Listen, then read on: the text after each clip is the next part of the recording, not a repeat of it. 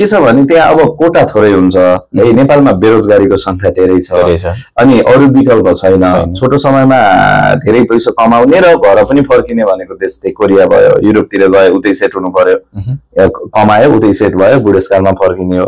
अब छोटो समयमा धेरै कमाउने भन्ने त्यो कुराले गर्दाखेरि अब छोटो समयमा पैसा नि धेरै कमाउँछु, घरै फर्केर केही गर्छु भन्ने उद्देश्यले अब टिचरहरू पनि अब जस्तै बैंकको कर्मचारीहरू लगायत सबै के अब त्यो पढ्न थालिसकेपछि कम्पिटिसन हाई भइदियो क्या। अब अहिले यही अरू देशमा जस्तै 40 वटा क्वेसनमा जस्तै 16 वटा मिलाउनु पर्ने हो न्यूनतम पास हुन, त पास हुने मापदण्ड त 16 हो है, 16 वटा क्वेसन मिलाए पास हुने हो। अलिकति अरू देशमा यो भन्दा पहिले के भएको थियो भने त्यही 16 पनि नमिलाएर कोटा घटेको थियो क्या। 4000 त्यो देशलाई कोटा थियो भने त्यही 16 ल्याउन नसकेर कोटा घटेर नेपाललाई 800 कोटा थपेको थियो कि एजीमा, एग्रिकल्चरमा। अरू देशमा त्यस्तो छ। अब त्यो चाहिँ के हो भने यो बेरोजगार, चरम बेरोजगार हो है। अनि त्यसपछि फेरि यहाँ नेपालमा सम्भावित केही जागिर पनि त जागिर गरौँ भने अनि 20-30 हजार भन्दा धेरै के अरे तलब छैन। त्यहाँ त 10 गुणा धेरै कमाइने भयो। अनि त्यसपछि कोरिया छ भने के अरे भनौँ न त्यहाँ अब एउटा डेभलप कन्ट्री, सपना ड्रिम कन्ट्री विकास पनि देखिने भयो। त्यो कुराले गर्दाखेरि पनि यसमा कोरियन सरकारले त अब नेपालीलाई धेरै कोटा दे भन्ने बाहेक अरू विकल्प आउँदैन। नेपालीलाई चाहिँ धेरै कोटा दे भन्न पर्यो। अरू विभिन्न सेक्टरमा जस्तै अरू सेक्टरहरू जस्तै हुन्छ नि, सेवा क्षेत्रमा खुल्न सक्यो, वन क्षेत्रमा, अनि त्यसपछि विभिन्न सेक्टरहरू छ है, पानी जहाज सेक्टरमा, सबै धेरै सेक्टर सकेसम्म खुलाएर अनि धेरै कामदार चाहिँ कोरिया अब बोलायो भने चाहिँ राम्रो हुने हो। त्यसमा फेरि त्यो कोरियन सरकारको हात पनि हुँदैन, फेरि डाइरेक्ट साउसित कन्ट्याक्ट गराउने, पास हुने हो यो मान्छे चाहिँ काम गर्न एबल छ है भनेर सरकारले जिम्मा लगाइदिने हो, नाम लिस्ट चाहिँ कम्पनीहरूमा पठाइदिने हो। अब त्यसमा 17 देशमध्ये नेपाली सिलेक्ट हुन नि सके, नेपालीले राम्रो गरे नेपाली सिलेक्ट गर्छन्, भियतनामीले राम्रो गरे भियतनामी सिलेक्ट हुन्छन्, अरू जस्तै अब चाइनिजहरूले गरे भने चाइनिज, थाइल्यान्ड अरू हुन्छ नि, त्यो किसिमले 17 देशबाट अब त्यसमा चाहिँ नेपालीले गएर कतिको इमानदारीका साथ काम गर्छन् भन्ने कुरा डिपेन्ड हुन्छ। र कोरियामा 17 देशमा सबैभन्दा धेरै भाषा जान्ने कामदार भनेको नेपाली नै हो। त्यही भएर नेपालीहरू धेरै छनौटमा पर्ने गर्थे। तर अहिले पछिल्लो देशको अवस्थाले गर्दाखेरि चाहिँ अलि नेपालीलाई गाह्रो भइरहेछ। नेपालको अवस्थाले यो पोलिटिकली यो अहिलेको अवस्था छ जुन आन्दोलन भयो योभन्दा पहिले पनि, अनि त्यसपछि त्यो भाइहरू के अरे 2 जना भाइहरू बित्नु भयो के अरे त्यही आन्दोलनकै क्रममा। यहाँ फेरि के छ भने थोरै भइसक्यो भने इपिएसमै जाने आन्दोलन गर्ने त्यो कुराहरू बढी हुन्छ नि त, त्यो कुराले गर्दा अलिकति इफेक्ट परेको छ। अहिले थोरै यहाँको संस्थाको बारेमा हामी कुरा गरौँ। यहाँको संस्थामा अहिले कतिजना विद्यार्थीहरूलाई यहाँले अध्यापन गराइराख्नु भएको छ, अनि यहाँको संस्था कसरी अगाडि बढिरहेको छ? नाम पनि अलिकति यहाँको युनिक लाग्यो, कसरी अगाडि बढिरहेको छ? यो मेरो उसको नाम चाहिँ मुगुङवा भनेको चाहिँ कोरियाको राष्ट्रिय फुलको नाम हो है। मुगुङवा भन्ने कोरियाको एउटा फुल है, त्यसको नाम हो। अहिले चाहिँ अब हजुरको कोर्स चाहिँ कम्प्लिट भएको, नयाँ विद्यार्थीहरू आउने त्यस्तो माहौल चाहिँ अहिले छैन।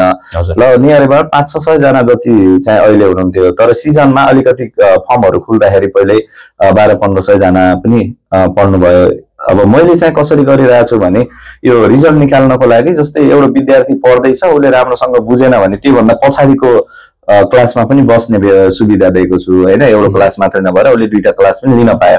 जस्तै मानव एक्जाम्पलको लागि तपाईँले 30 पाठ पढ्दै हुनुहुन्छ, तर तपाईँ 20मा केही कामले तपाईँको 5-7 वटा पाठ पढ्न छुटे भने तपाईँ अर्को ग्रुपमा नि पढाउँदै ल्याएको हुन्छ नि, त्यसमा पनि बस्न। कोही आर्थिक अवस्थाले पढ्न नसकेका विद्यार्थीहरू पनि हुन्छन्। नियर अबाउट मैले त्यो सिजनमा चाहिँ लगभग कति 100 जना जतिलाई जो म गरेँ होला, एकदम न्यूनतम के फोटोकपी कस्ट मात्रै लिएर त्यसरी पनि पढाएँ होला। लगभग कतिपय अब यही वरिपरिको भाइहरू मैले फी पनि नलिकन पढाएर पास गराएर पनि पठाएको छु। धेरै हुनुहुन्छ त्यस्तो चाहिँ। जस्तै कतिपय बुवा आमा नभएको अथवा बुवा नभएको, इन्कम सोर्स नभएको, त्यो त एकदमै यहाँ अब त्यो के छ भने सजिलो छ। अब म यहीँको भए होइन, चिनेर पनि आउनुहुन्छ, त्यसरी गरिरहेको छु। अहिले इपिएस के अरे तयारी गरिरहेको विद्यार्थीहरूलाई के भन्न चाहन्छु भने अब अरू देश जान्छु, अब बीचमा कतिपय विचलित हुनुहुन्छ है, पढेर एकदमै तयारी गर्ने, जस्तै एकदम तयारी गरिराख्नु भएको, मानौ कि तपाईँ काठमाडौँ जान नारायणघाट पुग्नु भयो, अनि नारायणघाटबाट तपाईँ यता घर फर्किन पनि त्यति नै बाटो हो, काठमाडौँ जान पनि त्यति नै बाटो हो। उता गयो भने डेस्टिनेसनमा पुग्यो, यता आइयो भने त घरै फर्कियो, जहाँको त्यही भयो। त्यही भएर जो बीचमा पढ्दै गर्नु भएकोले चाहिँ कन्टिन्यू गर्नु, एकचोटि नहोला नेक्स्ट टाइम हुन्छ, कन्टिन्यू हुन्छ भनेर पढ्नुहोस्। अवश्य पनि तपाईको के रे ड्रिम कन्ट्रीमा जान सक्नुहुन्छ। धेरै जसो विद्यार्थीहरू के हुन्छ भने कोरिया त खै अहिले लान्न केही छैन, लङ टाइम लाग्छ, पिरियड चाहिँ 2 वर्ष भित्र होला नि हैन, त्यो पिरियड चाहिँ कुर्नु पर्यो। तर कुरे अनुसार के हुन्छ भने जस्तै हामी अहिले आत्तिएर दुबई गइयो भने पनि त 50,000 कमाउन गाह्रो छ। वर्षमा हामीले कति कमाउने हो? वर्षमा हामीले 6 लाख कमाउने हो। तर 2 वर्षपछि नि कोरिया गयो भने त कम्तीमा महिनाको 3 लाख पनि कमाइन्छ। अनि त्यसपछि 1 वर्ष काम गर्यो भने, 1 वर्ष राम्रो कम्पनीमा परियो भने 1 वर्ष काम गरे बापत नियर अबाउट 7,50,000 जस्तै त्यो केमा भने 1 महिनाको तलब स्यामसुङ र अनि साउले दिन्छ अवकाश भत्ता भनेर, नियर अबाउट 1 महिनाको तलब जति बोनस पनि पाउँछ, अनि 15 दिनको तलबी बिदा पाउँछ है। 3 लाखको हिसाबले हामीले एभरेज गरियो भने 7,50,000 त त्यसै पाइन्छ है। अरु तलब पनि पाइने भयो, बरु केही ढिला भए पनि केही फरक पर्दैन। तर कन्टिन्यू गर्नुहोस्, तपाईको ड्रिम कन्ट्रीमा चाहिँ अब जान सक्नुहुन्छ।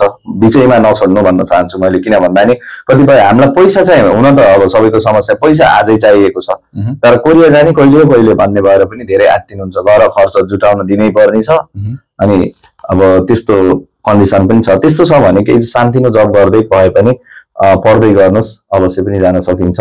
अब म पनि योभन्दा पहिले कतार चाहिँ बसेर आउँदाखेरि म कतार बसेर आइएससी क्लियर गरे। अब त्यतिखेर के थियो भने मेरो तलब चाहिँ 800 त्यहाँको रियल के 800 रियल थियो। मेरो हेल्परको म वायरिङ गर्थेँ, मेरो हेल्परको तलब चाहिँ इन्डियन थियो, उसको 2600 रियल थियो के। अनि त्यही दुःख लागेर, एकदमै दुःख लागेर के मैले त्यहाँ सबै काम गर्ने नक्सा हेरेर वायरिङ गर्थेँ। तर त्यहाँ चाहिँ के भयो भने अब एकदमै चित्त दुखेर म आएर कोरियन भाषा 100% पास हुन्छु भनेर सबै काम छोडेर पढेर पास भएर गयो। त्यस्तै गरी अब अहिले धेरै जसो गल्फ रिटर्न पनि हुनुहुन्छ, धेरै जसो पढ्ने गल्फ रिटर्न हुनुहुन्छ, बहरको स्टुडेन्टहरू हुनुहुन्छ है। त्यही भएर अब मैले चाहिँ त्यही अहिले कोरियन भाषा पढिरहेको विद्यार्थीलाई एक्जामसम्म, अब एक्जाम एकचोटि दिँदाखेरि असफल हुनुभयो, मानव 1-2 नम्बर नपुगेर फेल हुने अवस्था पनि धेरै हुन्छ। त्यो अवस्थामा पनि त्यही अहिले म नारायणघाटको एक्जाम्पल दिए जस्तै फेरि पनि के गर्नुहोस्, पढ्नुहोस्। अब यहाँ त स्टुडेन्टहरू त तपाईँ 2011 देखि पढ्दै गएर 2022 मा गएको पनि एउटा एक्जाम्पल छ के। 2011 देखि उहाँले पढ्दै आउनुभयो, जहिले फेल हुनुभयो, किनकि टाइम दिनु भएन। उही एक्जाम दिने ठिकै छ पास भइएला भन्दै दिनुभयो, तर पनि के रे लास्टमा फेरि होइन 2022 मा त मैले अब सबै छोडेर पढ्छु भन्नुभयो, पास भएर जानुभयो है। मुर्गियाकै एकजना हाम्रोमा आउनु भएको थियो लास्टचोटि 2022 मा पढ्नलाई। अब उहाँले मेरो एक्जाम्पल सबैलाई दिन होला सर, हार खान नभन्नु होला, आखिर गइन्छ भन्नुहुन्थ्यो। अस्ति भर छुट्टी आउनु भएको थियो है। त्यही भएर त्यो एक्जाम्पल पनि हेरेर अब कन्टिन्यू दिनु होला भन्न चाहन्छु।